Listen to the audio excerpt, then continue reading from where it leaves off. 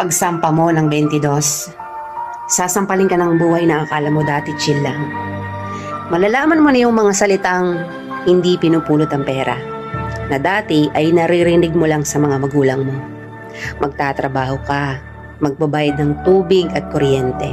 Tapos trabaho ulit, paulit-ulit. Mamimiss mo yung batang ikaw, musmos, walang alam sa mundo. May mga gabing bibilangin mo ang oras ng tulog mo kasi akala mo makakatulong ito. Gigising ka para kumayod, umanap ng pera. Perang akala mo sapat na.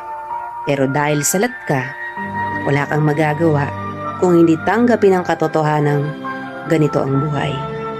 Katotohanang dahil malaki ka na, malaki na rin ang bigat na papasanin mo.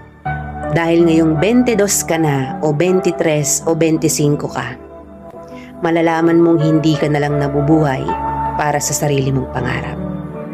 Real talk yan.